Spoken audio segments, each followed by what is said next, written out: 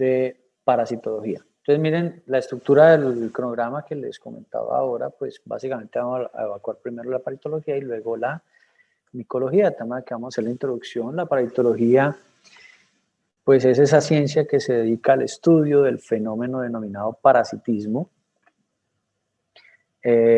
Básicamente estudia aquellos organismos vivos que pertenecen a la clasificación de protozoarios, helmintos y artrópodos. Esta es la parasitología.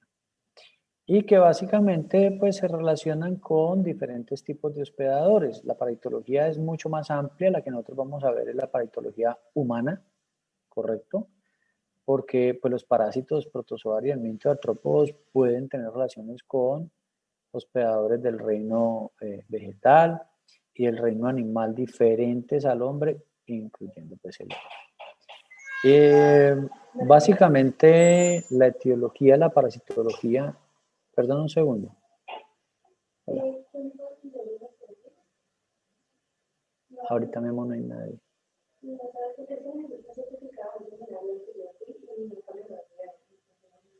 Toca esperar, porque en este momento no hay coordinador de extensión. Yo creo, te sugeriría volver la siguiente semana. ¿Listo? Bueno, entonces les decía, chicos, que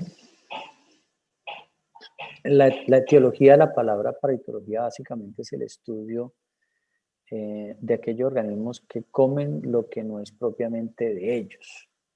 Hoy en día sabemos que los parásitos pues, son seres eucariotes que viven a expensas de otras especies y logran producir en algunos casos daño. Desarrollan ciclos evolutivos que pueden ser simples o también complejos y se le reconoce a ese ciclo como ciclo evolutivo o ciclo biológico de un parásito. Entonces, de la mayoría de los parásitos que vamos a ver un aspecto muy importante que es su ciclo de vida. Hay diversos tipos de parásitos, como ustedes ven aquí, algo que llama mucho la atención es que los parásitos pueden ser ectoparásitos como estos artrópodos, pueden ser muy pequeños como los protozoarios, sí, aquí hay otros ejemplos de protozoarios, o pueden ser muy grandes como algunos helmintos que son visibles a la visión normal, vista normal, sin ayuda pues, de un microscopio. ¿Qué son las parasitosis? Las parasitosis son las enfermedades producidas por los parásitos, ¿cierto? Y en ese orden de ideas, cuando hablamos de parasitosis, básicamente estamos restringiendo el término, no refiriéndonos al fenómeno del parasitismo, sino a la enfermedad. Toda enfermedad causada por un parásito es una parasitosis. Y es diferente a esta palabra que es parasitismo, que es una palabra técnica que se utiliza para referirse a esa forma en la cual algunas simbiosis entre dos organismos hacen que uno viva a expensas del otro, ¿correcto? A expensas del otro. Entonces, la palabra parasitismo se puede utilizar en virología, sin necesidad de decir que los virus, pues son parásitos, ¿correcto?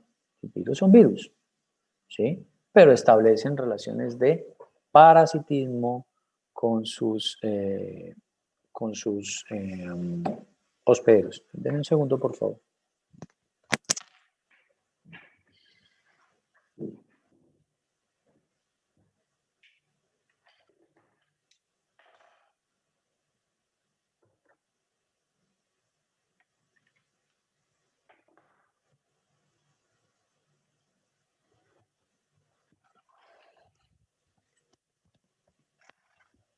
Bueno, chicos, entonces como les iba diciendo, pues hay que saber diferenciar entre parásito y parasitismo, no son la misma cosa.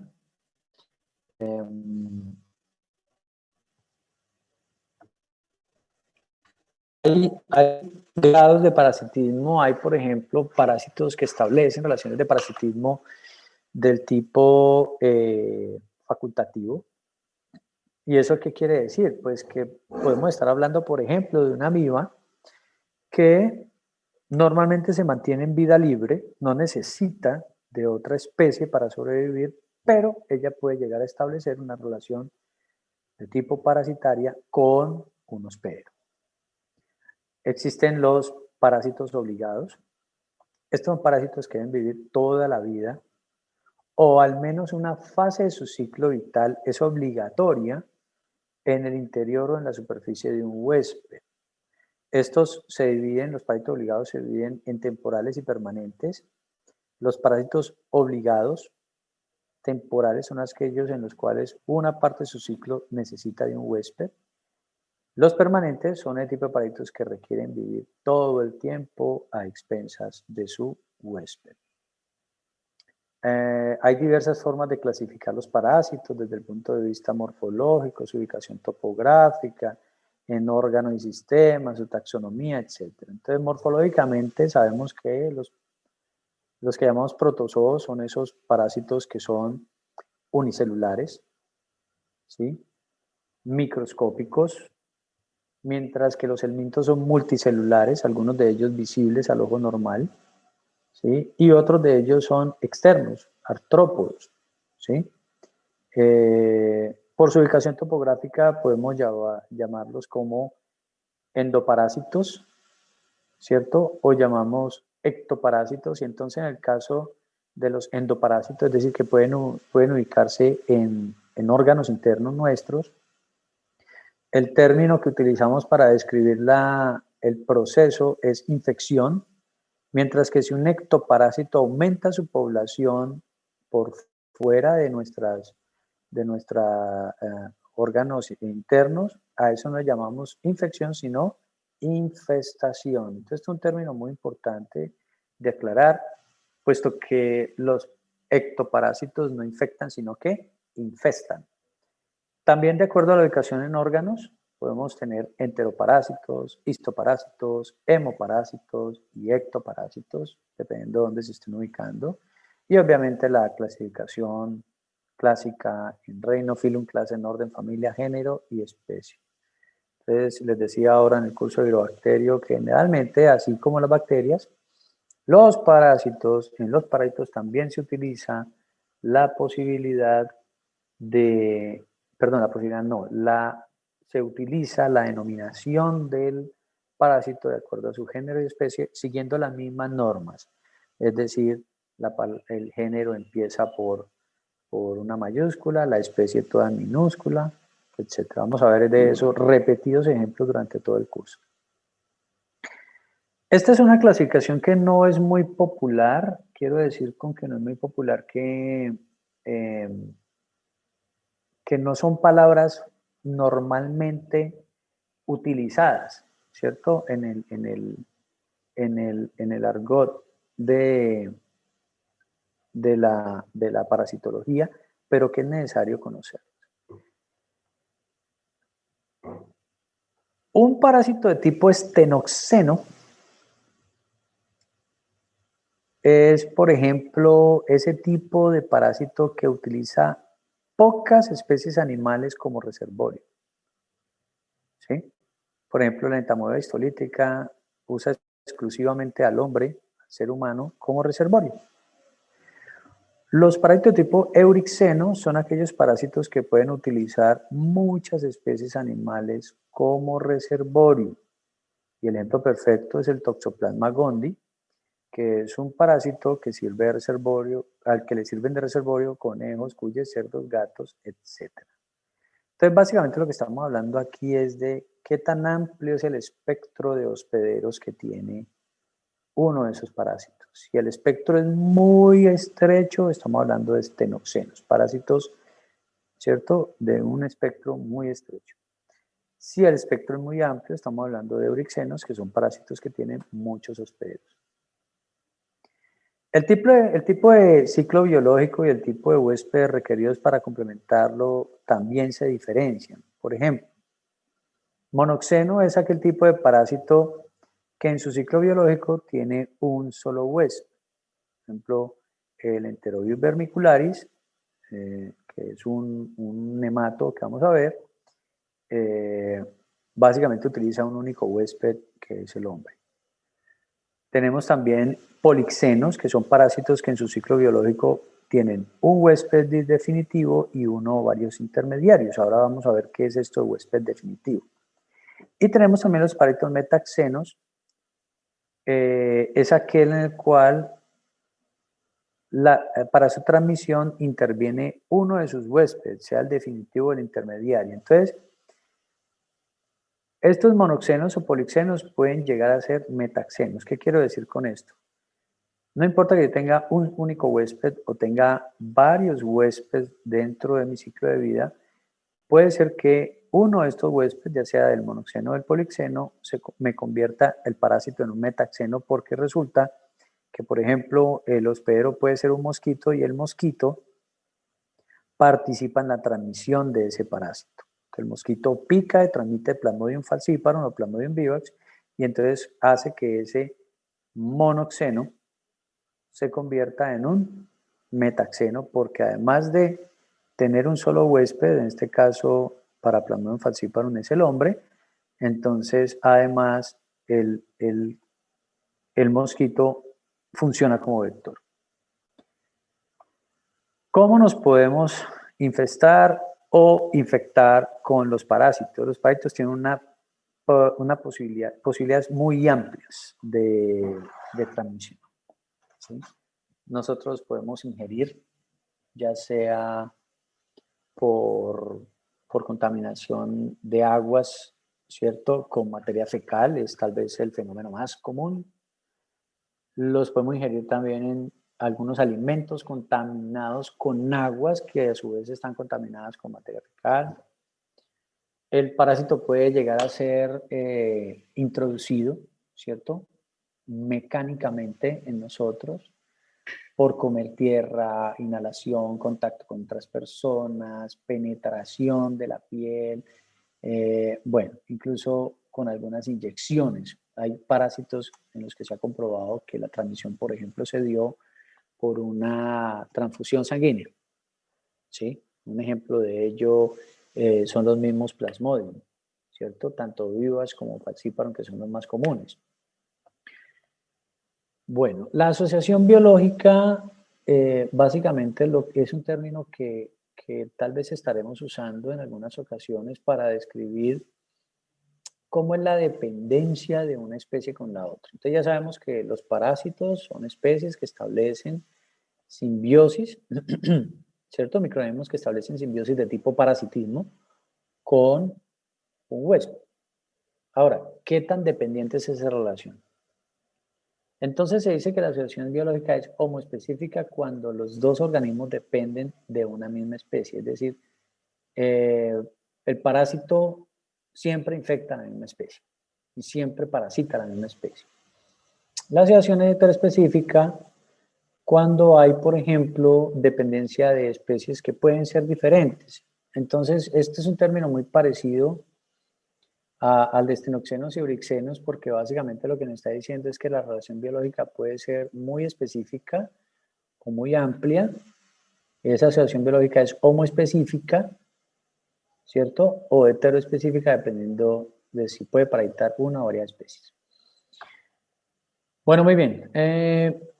Los tipos de asociación biológica heteroespecífica que hemos podido definir, ¿cierto? Están enmarcadas en estas 4 definiciones.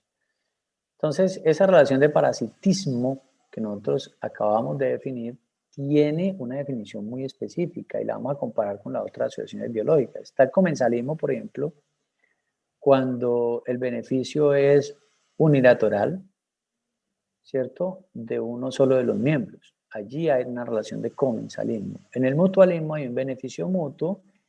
Las simbiosis son asociaciones que son estrictas y obligadas, es decir, que todas estas 3, comensalismo, mutualismo y parasitismo, son simbiosis, ¿sí? Lo que pasa es que en el parasitismo la asociación es de un ser que se considera inferior evolutivamente hablando, ¿cierto? Como un parásito, y que vive a expensas de otro que es un organismo un poco más complejo evolutivamente hablando, que funciona como hospedador, ¿correcto? Entonces, en la parasitología estudiamos esa simbiosis que establecen relaciones de parasitismo en las que hay beneficio unilateral de un solo miembro. Así se conjugan estas definiciones en la parasitología. Los huéspedes. Básicamente tenemos varios tipos de huésped en la parasitología. ¿Qué es un huésped? Básicamente es un organismo, puede ser simple o complejo, ¿cierto? Que en ciertas circunstancias le permite a ese microorganismo parásito sobrevivir, ¿sí? Es decir, multiplicarse dentro de él o simplemente alojarse dentro de él. Miren que son dos cosas diferentes. Una cosa es que el parásito pueda crecer, dividirse, multiplicarse dentro de nosotros, y otra cosa es que simplemente habite en nosotros.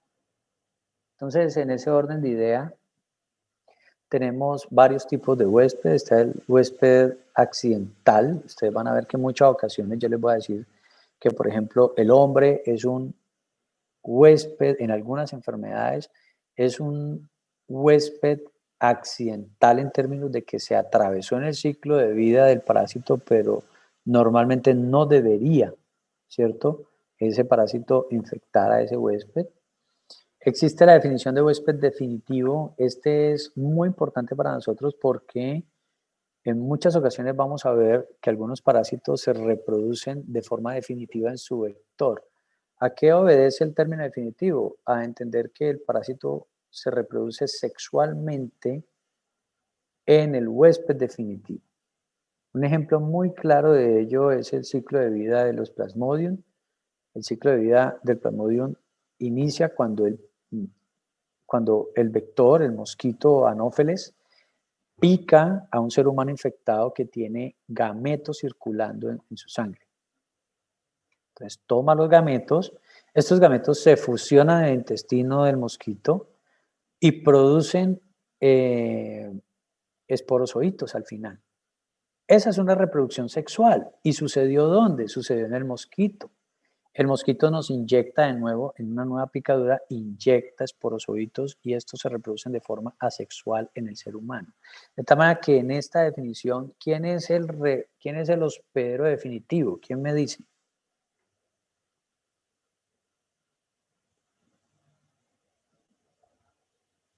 ¿Quién funciona como hospedero definitivo en ese ciclo que acabo de explicar del Plasmodium?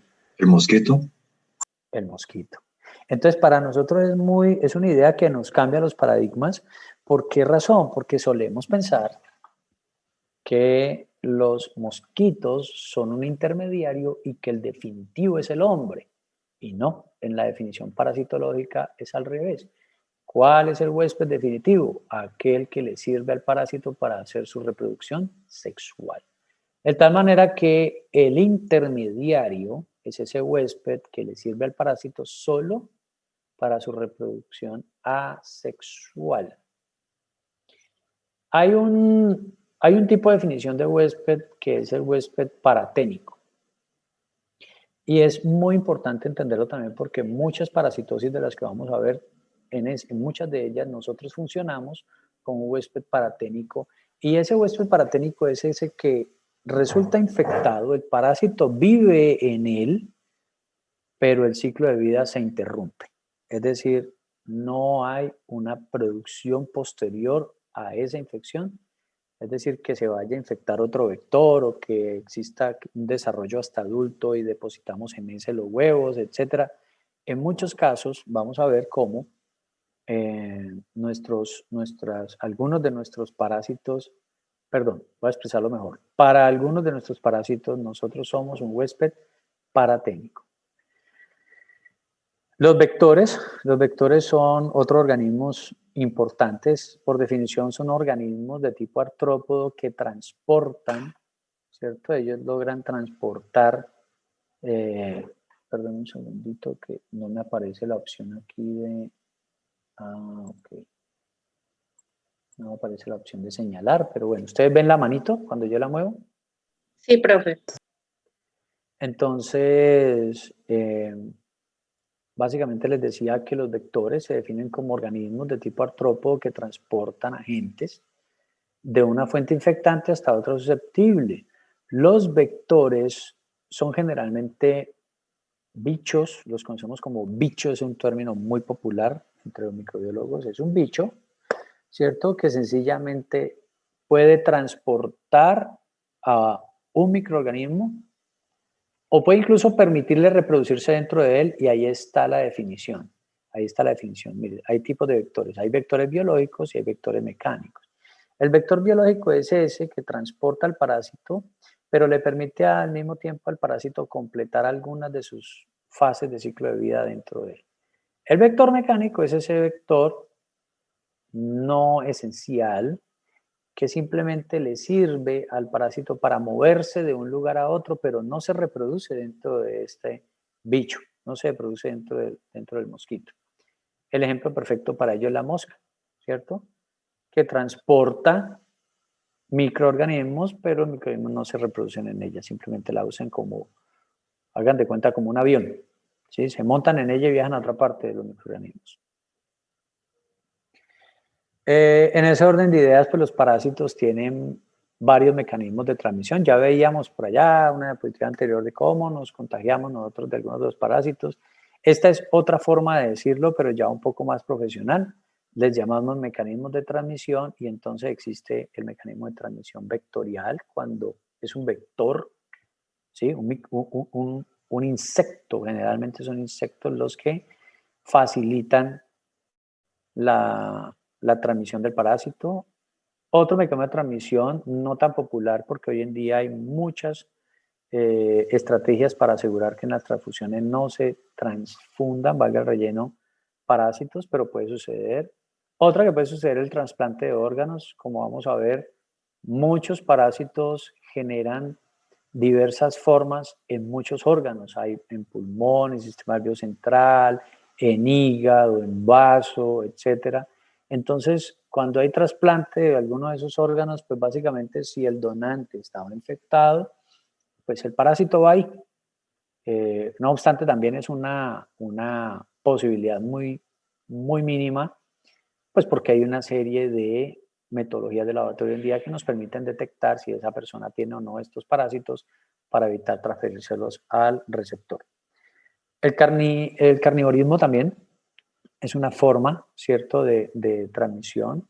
Hay culturas en las cuales se consumen, por ejemplo, partes de otros seres humanos, y eso obviamente genera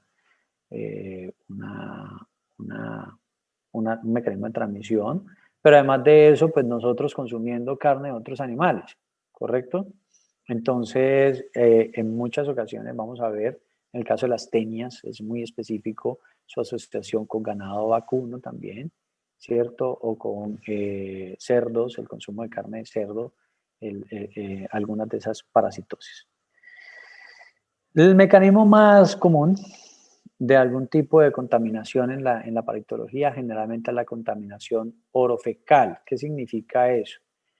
Nosotros, la transmisión orofecal, básicamente significa que tanto aguas como alimentos pueden resultar contaminadas con materia fecal. Esa materia fecal puede tener los microorganismos, y esos microorganismos, si nosotros consumimos el agua contaminada o los alimentos que han sido lavados con esas aguas contaminadas, pues básicamente podemos adquirir el parásito. Y finalmente, pues está la contaminación ambiental, que también es otra forma de transmisión importante. Entrando un poco más en materia, vamos a ver los grupos de parásitos. Tenemos 3 grupos, ¿sí? Vemos los protozoarios, les decía inicialmente que estos son parásitos de carácter unicelular, ¿sí? Y luego vienen el grupo de los helmintos, que son los parásitos pluricelulares, pero pues que son capaces de invadir órganos internos de un ser humano. Los artrópodos son otros parásitos, ¿cierto? Pluricelulares, pero estos generalmente están por fuera de los órganos nuestros. No invaden internamente los órganos. Los protozoarios, entonces decíamos, son microorganismos, son unicelulares, son eucariotas, es decir, que tienen un núcleo verdadero, tienen sistemas endomembranosos, están caracterizados por tener una pared celular que les da forma y les da resistencia para poder sobrevivir como unicelulares. son en algunos casos de vida libre, ¿cierto? De tal que forman exoesqueletos y son móviles en algunas de sus fases evolutivas. Las fases evolutivas típicas de los protozoarios son dos. Está el quiste y está el trofozoito. El quiste es una forma de resistencia, así como en las bacterias les decía ahora que forman esporas. Los parásitos forman también unas formas de resistencia que les permiten vivir en condiciones ambientales adversas, pero en este parásito protozoario se llama quiste. Hay quistes simples, ¿cierto? Y hay algunos que se llaman ooquistes. Entonces, básicamente, el ooquiste y el quiste se diferencian en que el quiste es una forma latente, sencilla, que tiene un solo microorganismo adentro, mientras que el ooquiste es un huevo que tiene organismos por dentro, pero no es uno, son varios, ¿cierto? Que son producto de un cigoto, es decir, que son producto de una reproducción sexual. Eso es básicamente lo que quiere decir. El trofozoito es una forma metabólicamente activa que se alimenta, se reproduce, se mueve, generalmente es más grande. Entonces miren esto como es de bonito. Resulta que la mayoría de protozoarios tienen la forma de quiste y tienen la forma de trofozoito, ¿cierto? Y se supone que él está metabólicamente activo, alimentándose, reproduciéndose y creciendo cuando se llama trofozoito, en esa forma se llama trofozoito, y cuando sencillamente adquiere esa forma de resistencia, como que se encapsula, se mete dentro de una pared muy gruesa, se llama quiste. La respuesta inmune es un factor determinante para que los trofozoitos detecten que el ambiente se ha vuelto adverso y se transformen de trofozoitos a quistes. Entonces, en un examen de materia fecal, es típico, ¿cierto?, que el paciente refiere los síntomas, pero normalmente se detectan solo quistes. Es poco frecuente que se detecten también trofozoitos.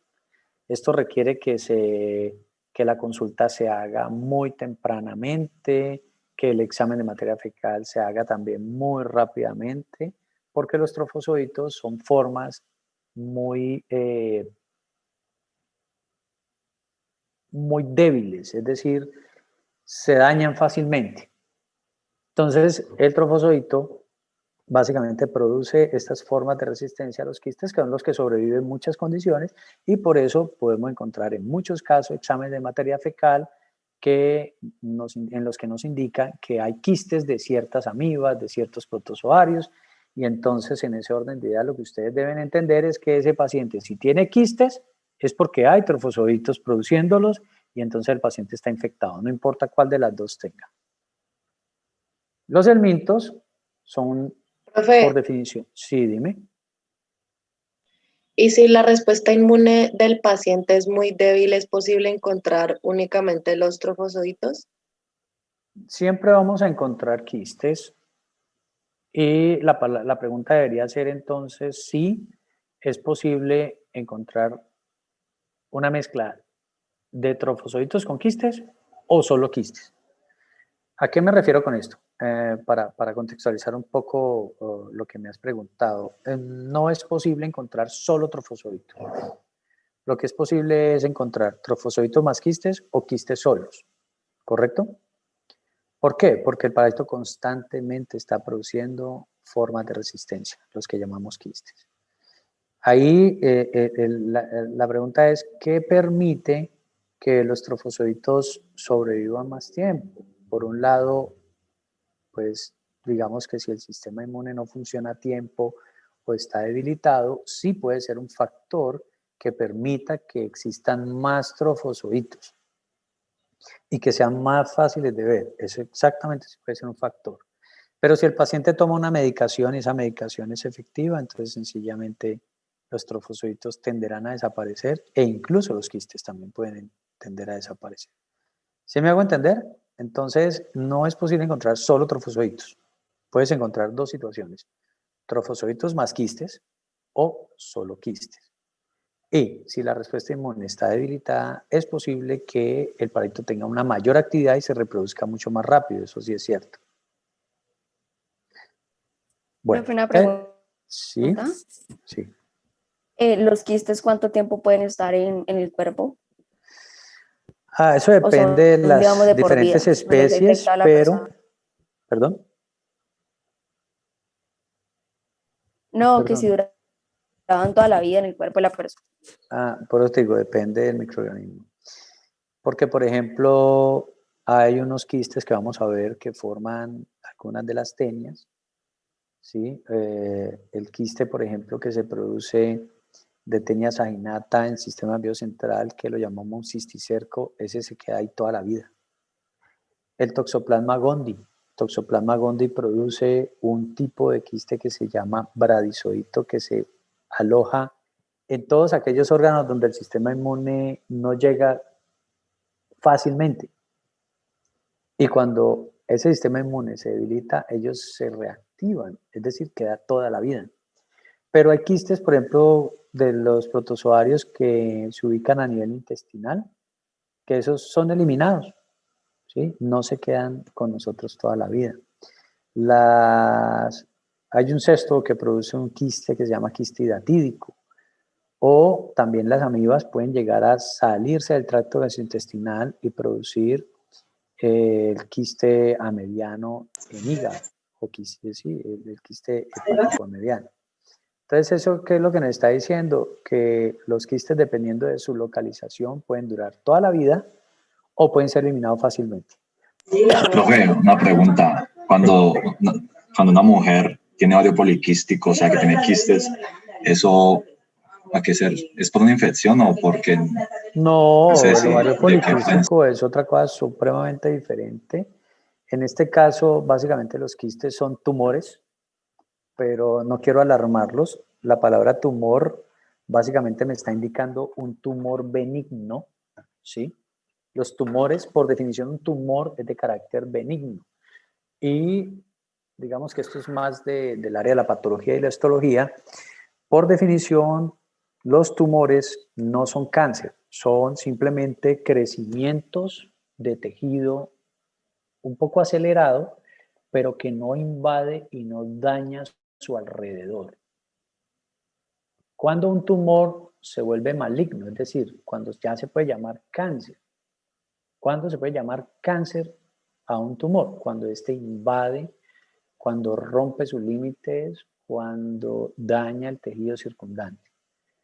Entonces, vuelvo al término, el ovario poliquístico es una patología muy frecuente en las mujeres, básicamente se debe a un crecimiento descontrolado, no descontrolado, un crecimiento acelerado de células precisamente de ahí, de los ovarios, pero generalmente son de carácter benigno. No es necesario retirarlos, sino hasta ciertos criterios, quiero decir retirarlos quirúrgicamente hasta que alcancen ciertos criterios. Y no tienen nada que ver con las infecciones. Estos se llaman quistes porque son bolitas que tienen como una capa de músculo muy fuerte externa, ¿sí? A veces esa capa es de grasa, otras veces es de músculo, pero forman esas bolitas que son estructuras como duras y se ven en las radiografías pues como si fueran racimitos de uvas. Eh, pero no tiene nada que ver con estos quistes. Estos quistes de los que estamos hablando aquí son quistes de microorganismos que tienen una estructura muy diferente, tienen una pared celular que los protege y son formas de resistencia para poder sobrevivir a las condiciones del medio externo. Bueno, entonces sigamos y vamos en la parte del minto. Les decía, los helmintos son gusanos invertebrados. Básicamente esa es su definición, gusanos invertebrados. Tienen diversos tamaños, los hay muy pequeños o los hay muy grandes, los hay microscópicos, que para verlo es necesario utilizar un microscopio, o los hay tan grandes que es posible que los veamos pues a simple vista. Tienen una simetría bilateral. ¿Eso qué significa? Que si yo cojo el gusanito y lo parto longitudinalmente por la mitad, es posible que encuentre contenido simétrico entre esas dos partes. A eso se llama la simetría bilateral, ¿sí? Tienen órganos bien definidos, órganos reproductores, tienen sistemas nerviosos, etc. Ejemplo de ellos son el Ascaris lumbricoides, el Enterobius vermicularis, Trichuris trichuria, Trichinella spiralis, Toxocara, etc. Los helmintos se dividen en 3 grandes grupos. Están los más abundantes, que son los nemátodos, ¿sí?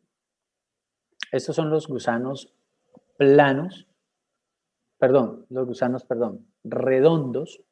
¿sí? Estos son los gusanos redondos, de cuerpo cilíndrico, tienen extremos afilados, finos, y el cuerpo está cubierto de una cutícula, es una capa de carbohidrato que los protege del sistema inmune. El ejemplo perfecto es el Ascaris, que es esta fotico que se ve acá. Por otro lado están los céstodos, son los segundos más abundantes, ¿sí? Que son gusanos en forma de cinta. Estos son gusanos planos, ¿sí? Se reproducen por huevos, tienen ciclos evolutivos complejos y el ejemplo más importante de ellos son las tenias, tanto la Solium como la Saginata. Y finalmente están los trematos, que son gusanos semiplanos, pero pequeños, cortos, ¿sí? Quiero que se imaginen una babosa. ¿Todos han visto una babosa alguna vez en su vida? Sí, profe. Bueno, las babosas son como planitas, pero también gruesitas, pero no son muy largas, son más bien como, se asemejan como si fuera una estructura de una hoja, ¿sí? Por eso dice que tienen forma de hoja. Tienen reproducción sexual y asexual, pasan por diferentes estados larvarios y tienen ciclos de vida también complejos. Son los 3 grandes grupos. Para mnemotecnia, ustedes son gordos, cilíndricos, estos son planos, ambos son largos, son cilíndricos largos, planos largos, y están los aplanados pero cortos. Bueno. Los artrópodos son un tipo de parásitos. En los últimos años se ha venido aceptando que pueden llegar a parasitar a seres humanos. Básicamente los artrópodos no son más que seres con un exoesqueleto, tienen patas articuladas con simetría bilateral. Hay cientos de especies, sufren metamorfosis que a veces es completa, otras veces es incompleta. Ejemplos de ellos son los insectos, los arácnidos, los crustáceos. Y ejemplos de artrópodos que estén asociados en infecciones humanas hay muchos. Están los pedículos, el pedículus humanos, que es el piojo, el Sarcoptes cabeque, que es el agente de la sarna, etc.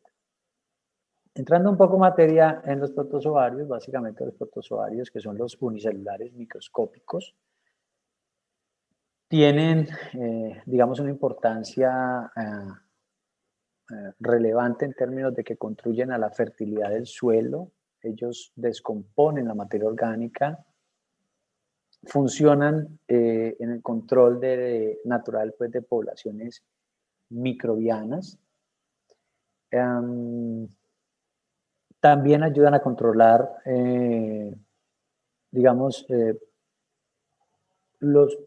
las subpoblaciones de microorganismos que habitan ciertos nichos ecológicos, ya que se alimentan, pues, de varios tipos de microorganismos. Causan enfermedades en humanos, ejemplo, la disentería mediana, la malaria o paludismo, la enfermedad del sueño africana, etc. Pertenecen al reino protista, el subreino protozoo, ¿sí? Al día de hoy se han descrito más de 45.000 especies de protozoarios, muchos de los cuales son parásitos. Como les decía, son organismos unicelulares de tipo eucariótico con un núcleo verdadero. No son bacterias, por eso no son bacterias, porque tienen un núcleo verdadero y tienen sistemas endomembranosos. Se caracterizan por tener una pared celular que les da fuerza y resistencia al medio externo. Hay unos de vida libre que forman un exoesqueleto, pueden ser móviles en algunas fases evolutivas. Su nutrición es de tipo heterótrofo, es decir, no pueden producir carbono por ellos mismos, sino que necesitan fuentes de carbono inorgánico para convertirlo en carbono orgánico. Su tamaño es variable entre los 3 y los 100 nanómetros. Aquí hay algunas fotos que permiten ver cómo son en la vida real. Aquí estamos viendo, por ejemplo, una lámina de diagnóstico de malaria en la que se puede ver el parásito pues metido dentro de los glóbulos rojos, entonces es suficientemente pequeño para poderse meter dentro de un glóbulo rojo, ¿sí? Entonces, para que ustedes pues tengan una idea de qué tan pequeño es. Para moverse, estos parásitos pueden llegar a tener 3 tipos de organelas. Son organelas que les permiten sencillamente moverse con objeto de buscar alimento y reproducirse. Pueden desarrollar pseudópodos, pueden tener cilios o pueden tener flagelos, ¿sí? Los pseudópodos pues no son más que extensiones de la membrana, ¿cierto? El citoesqueleto se organiza internamente de manera que empuja fragmentos de membrana y parece que la amiba, en el caso que las amibas son las que más pseudópodos producen, entonces estiran un pedazo de su membrana y se unen a la superficie de manera que jalan, ¿sí? Y arrastran el resto de la amiba. Tienen reproducción asexual, pueden hacer fisión binaria, pueden hacer gemación, pueden producir quistes, ¿sí? Y además pueden tener reproducción sexual, generar gametos que son precisamente, se fusionan posteriormente. Aprovecho esta lámina que está aquí para mostrar los gametos de Plasmodium. Estos son de Plasmodium falciparum, se parecen a bananitos. Estos son los que toma el mosquito en una picadura de sangre, los saca de la sangre del hospedero humano y dentro del intestino del mosquito se reproducen, ¿sí? Sexualmente. Para producir esporozoitos, los esporozoitos son de nuevo inyectados en la sangre de otro ser humano. Esos esporozoitos entran a la sangre, se van hasta el hígado, allí hacen un periodo de reproducción rápida que llamamos esquizogonia, y del hígado salen para invadir de nuevo glóbulos rojos. Entonces así se completa el ciclo de vida. Los glóbulos rojos van formando estas estructuras que parecen anillos, luego trofozoitos, luego esquizontes de sangre. Y algunos de estos esquizontes liberan más merozoitos que infectan de nuevo glóbulos rojos, pero algunos de estos se convierten en gametos que pueden ser tomados de nuevo por otro mosquito. Entonces a eso se refiere esta parte de la reproducción sexual y asexual. Básicamente en el mosquito, en el caso de Plasmodium, en el mosquito sucede la reproducción sexual y en el ser humano se produce la reproducción asexual. Algunos de los protozoarios hacen una división múltiple, la que llamamos esquizogonía, ¿cierto? ¿Y qué es eso? Básicamente que el microorganismo se reproduce dentro de la célula hospedera y produce muchísimos fragmentos, muchas formas de vida dentro de él, ¿sí? Este, por ejemplo, es un esquizonte, de nuevo, aprovechando esta diapositiva acá. Este es un esquizonte, ustedes ven que había un trofozoito, pero luego por reproducción asexual empieza a dividirse y a formar muchos trofozoitos hijos adentro. Como ya creció y es un parásito un poco más adulto, ya no le decimos trofozoito, sino merozoito, de tal manera que el esquizonte está lleno de merozoitos adentro. Eso es lo que nos dice la esquizogonia. Básicamente Profe, dentro, ¿sí? entonces ese es el microorganismo que causa la infestación, lo que usted nos explicó ahora. No, las infestaciones son términos que se aplican solamente para los artrópodos. ¿Está bien? Entonces, Dale. por ejemplo, cuando yo tengo muchos piojos, yo no tengo una infección por piojos, tengo una infestación por piojos. ¿Está bien? Ok. Bueno, muy bien. Lo que quiero decir aquí es que básicamente durante esta división que hacen algunos parásitos protozoarios, que es esquizogónica, se producen muchísimas células dentro de la célula que estaba originalmente infectada, ¿sí? Y se generan estos que llamamos esquizontes. Son simplemente una forma de reproducirse, pero lejos del sistema inmune, de tal manera que estos parásitos nuevos que están saliendo aquí, que se están formando, pues no son atacados por el sistema inmune. Como les decía, los protozoarios tienen varias formas de vida. Están los trofos y los quistes, ya lo habíamos visto. Los trofos son la forma activa, ¿cierto? Que le permite al parásito nutrirse. Los quistes son la forma de resistencia o inactiva. Y además están los gametos, que son la forma sexual que aparecen en algunas especies. Debe aparecer uno masculino, uno femenino. Específicamente estamos hablando de plasmodium.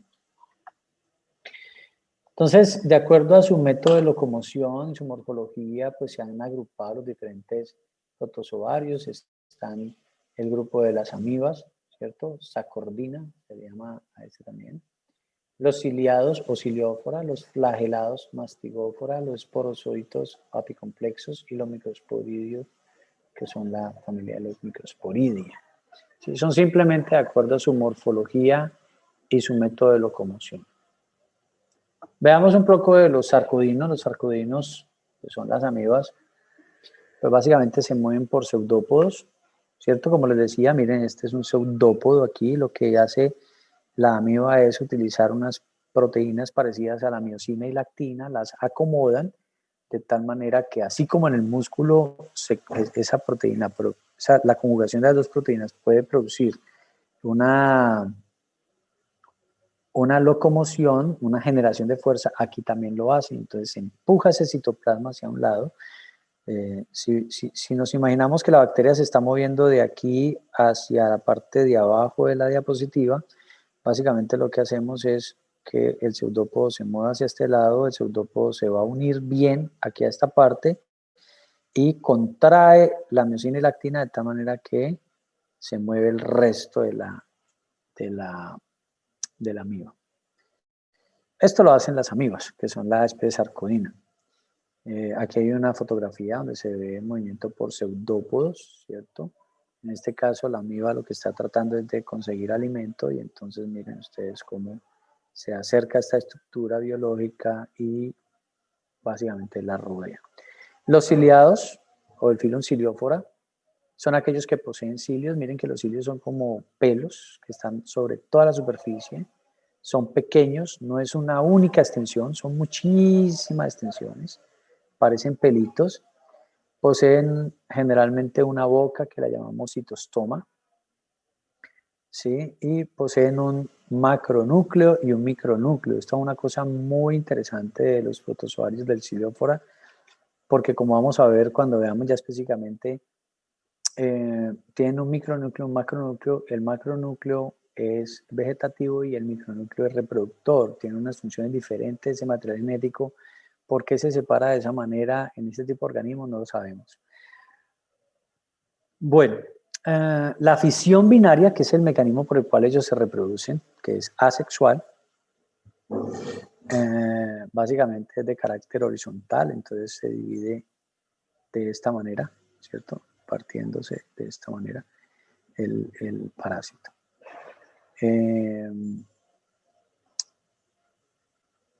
Son heterótrofos, ¿cierto? Algunos son de vida libre, muchos son de vida libre, muchos de los cilióforas, del filum ciliófora. Ejemplo de ellos son el paramecio, el estento, la vorticella, el didimo. Algunos de estos miembros, pues básicamente los vamos a estudiar. Tal vez el ciliado más importante que vamos a ver nosotros es el Balantidium coli. Este es un parásito protozoario, pero dentro de los protozoarios, que son microscópicos, es muy grande. Hoy en día es muy difícil verlo, pues porque las condiciones de salubridad han mejorado en todo el planeta, pero básicamente es un virus, es un parásito grandote que cuando uno tiene la oportunidad de verlo es hermoso porque todos estos pelitos se mueven como si fueran remolinos de cabellos. Es muy chévere. Luego viene el subfilum mastigófora o flagelados. Miren que estos ya no tienen pelitos por toda su superficie, sino que tienen flagelos, ¿correcto? Estos son típicamente, pues tienen dos flagelos, uno completamente desarrollado y otro menos desarrollado. Ejemplo de ellos, la euglena, el bulbo, Seratium, Xylomas, Noctícula. Pero nosotros vamos a ver unos flagelados importantes que son hemoparásitos, que son Trypanosoma y hacen parte de ellos también la Leishmania. Esos son dos de los flagelados más importantes que vamos a ver nosotros. Aquí está, mire, tripanosomas.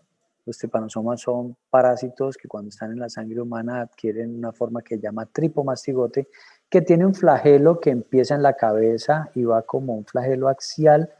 Sin embargo, termina el organismo del parásito, el órgano, pues toda la estructura del parásito y sigue la colita. Eso es un flagelo. Pues es un flagelo que empieza desde la cabeza.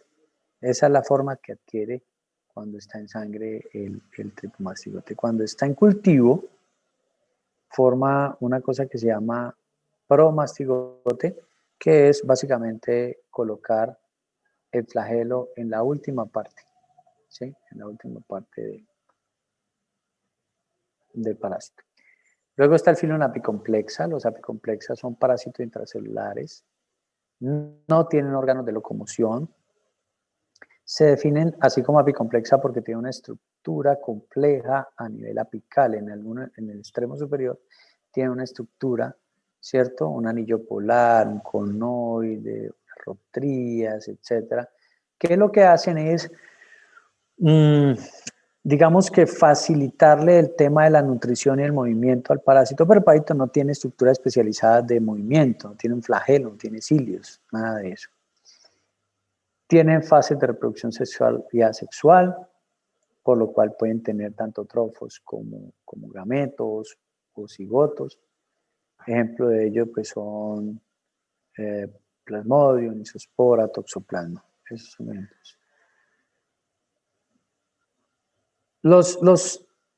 Los esporozoarios o parásitos del grupo de los esporozoarios básicamente absorben nutrientes de su huésped. La mayoría son intracelulares, otros viven por fuera de las células, en otros órganos. Como les decía, no tienen órganos de locomoción y entre esos ejemplos encontramos el agente causal de la malaria y el de la toxoplasmosis. Aquí está la entamoeba histolítica que hace parte de este grupo. Esta es una ameba que puede vivir en intestino grueso, puede invadir la mucosa intestinal causando lesiones, produciendo síntomas como dolor abdominal, náuseas, fiebre, flatulencia, dolor de cabeza y signos como diarrea mucosanguinolenta. Además puede llegar a colonizar otros órganos, ¿cierto? Como el hígado, el cerebro, piel y pulmón. Básicamente, ¿qué estamos diciendo? Que esta es una bacteria que es capaz de comerse el tejido humano. Estamos viendo aquí en esta fotografía muy interesante porque estamos viendo la bacteria entamoeba histolítica en un examen en fresco de materia fecal, pero tratando de ingerir muchos glóbulos rojos. Lo que tiene ella pegada aquí a este lado son glóbulos rojos y está tratando de ingerirlos, ¿sí? Un signo muy importante de la disentería mediana, como lo vamos a ver en la próxima clase, es precisamente esa producción de moco y sangre. Cuando hay sangre en las heces fecales, la primera causa que hay que buscar es una amebiasis por entamoeba histolítica. La infección entonces, ¿cómo se origina? Básicamente por contacto directo orofecal, es decir, básicamente tenemos que comer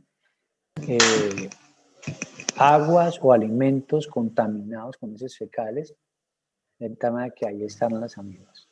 Este es el ciclo de vida de la entamoeba histolítica. No voy a entrar mucho en detalle porque vamos a ver un capítulo entero en entamoeba histolítica. Aquí lo que les estoy mostrando son algunos parásitos protozoarios, ¿sí? Por ejemplo, aquí está, esta se llama,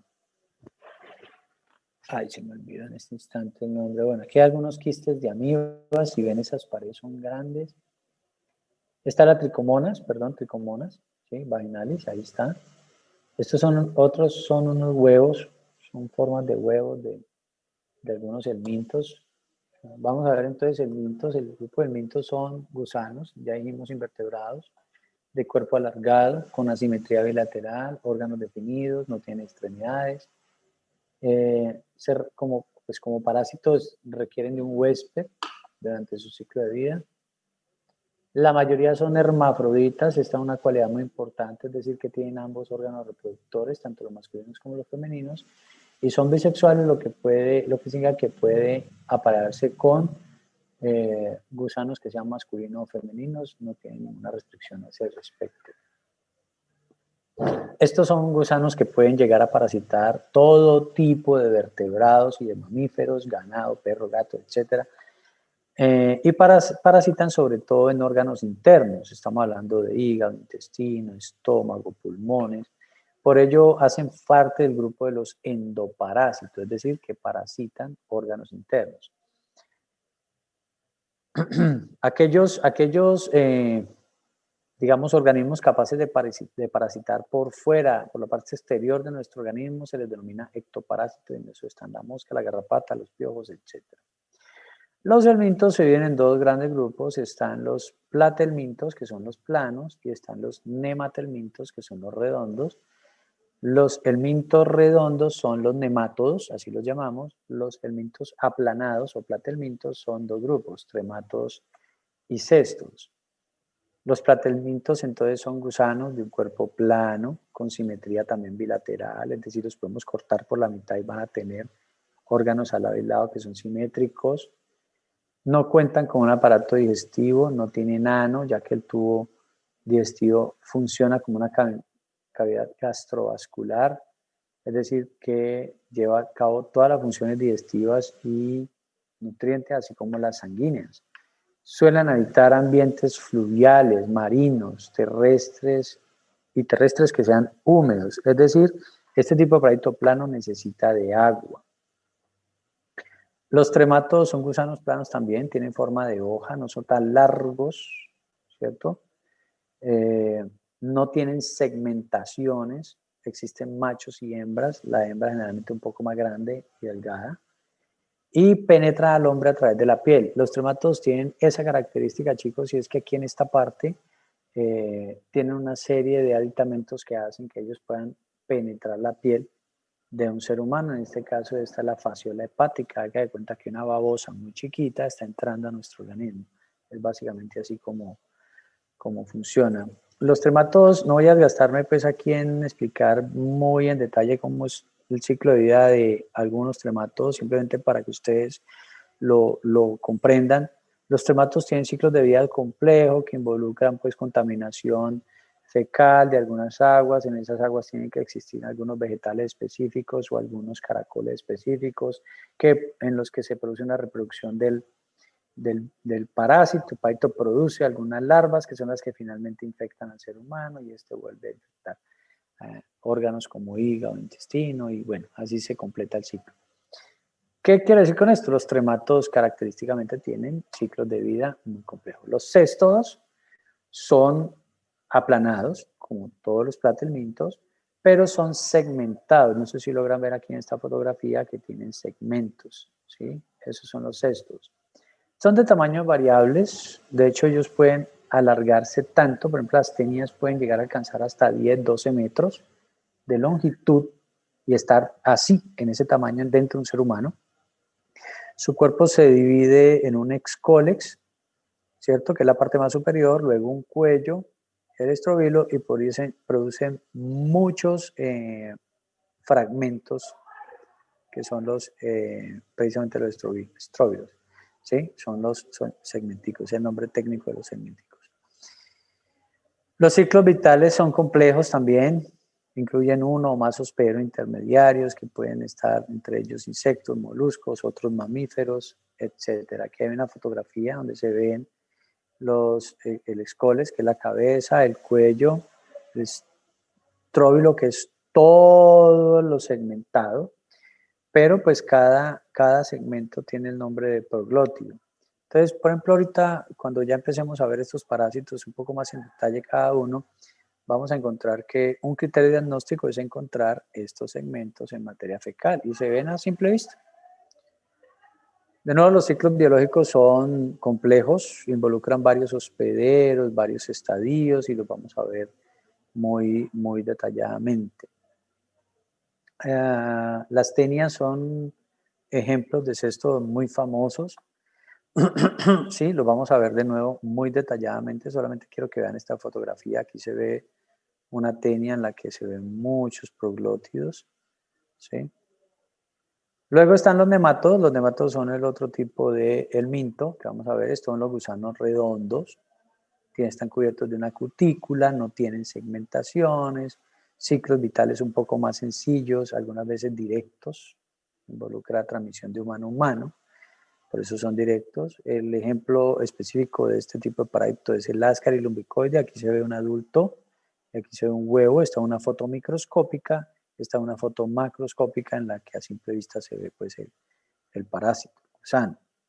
Su ciclo biológico es muy sencillo en términos de que es directo, simplemente va de humano a humano. El humano se tiene que infectar ingiriendo huevos que han sido depositados en heces fecales de otros humanos.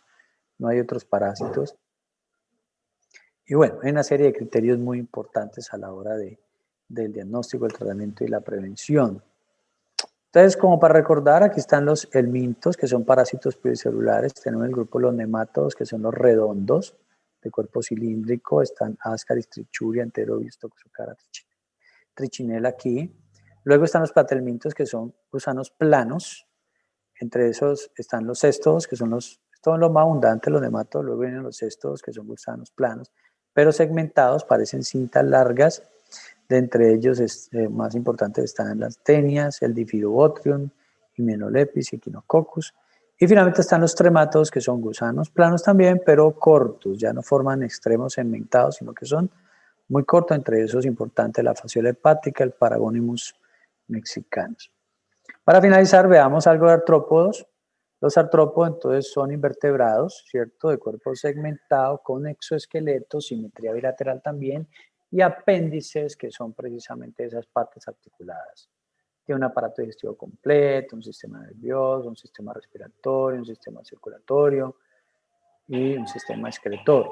Su desarrollo recibe el nombre de metamorfosis. Esta puede ser completa, ¿cierto? O holometabólica, es decir, desarrolla un montón de fases, como huevo, larva, pupa, adulto, o puede ser incompleta o hemimetabólica, en la cual solo hay 3 fases, que son el huevo, la ninfa y el adulto. Los artrópodos pues, se pueden dividir en aquellos que pueden establecer ectoparasitosis, como los piojos, los ácaros y las larvas de las moscas. Aquellos que funcionan en salud, pues estas son divisiones que tienen que ver con su papel, su rol en infecciones humanas. Los artrópodos se pueden dividir en ectoparásitos, dijimos, entonces establecen estas infestaciones como piojos, ácaros y larvas. Pueden funcionar como vectores biológicos, es decir, que el parásito se puede reproducir en ellos, dentro de ellos, ¿cierto? No solamente son vectores que transportan, sino que además permiten el desarrollo en muchas ocasiones de tipo sexual. Entonces, entre eso están las pulgas, los mosquitos, los chinches, que llamamos triatominos, y las garrapatas. Otros son vectores mecánicos, como las moscas y las cucarachas. Otros son responsables de transmitir, pero ya no por picadura, sino por mordedura, como la araña y los chinches. Y están los que transmiten por picadura, como los mosquitos y los escorpiones. Importantes, por ejemplo, para los seres humanos, los piojos. Tenemos 2 tipos de piojos. Está el pediculus humano, que se ubica en el cuero cabelludo de la cabeza, y está el Pityrus pubis, que es otro tipo de piojo, pero este tiene una predilección por cuero cabelludo del tracto genitourinario. La infestación entonces por piojos se conoce como pediculosis. Esa es la patología que se produce básicamente, además de la infestación y la cantidad de insectos, básicamente producen heridas, microheridas en el cuero cabelludo, de tal manera que esa microherida se puede sobreinfectar con otras bacterias, producir una dermatitis, ¿cierto? En algunos casos el mismo piojo puede transmitir enfermedades, en este caso no parasitarias, sino otras, como el tifus exantémico epidémico, ¿cierto? O fiebre de trincheras, que es una fiebre que se produce cuando hay hacinamiento. El Sarcoptes scabiei es otro ácaro importante en salud humana. Este es un piojo, pero de piel, correcto, no necesita cuero cabelludo, sino de piel. Y básicamente él va alimentándose, pues picando al ser humano, pero es una picadura anestesiada, de tal manera que cuando nos damos cuenta de que hemos sido picados, básicamente nos ha picado miles, cientos de veces, y entonces se produce una irritación exagerada, abrupta, que es lo que conocemos como Sarcoptes KB, como escabiosis, ¿sí? Que es esa picadura de zonas que típicamente no tienen mucho vello, y entonces se producen pues estos eritemas maculopapulosos que ustedes están viendo aquí. La gente normalmente se rasca, se daña esa maculopápula que se produce, ese líquido sale, pues eso no tiene mayores implicaciones, además pues de lo estético y lo molesto que es la picadura.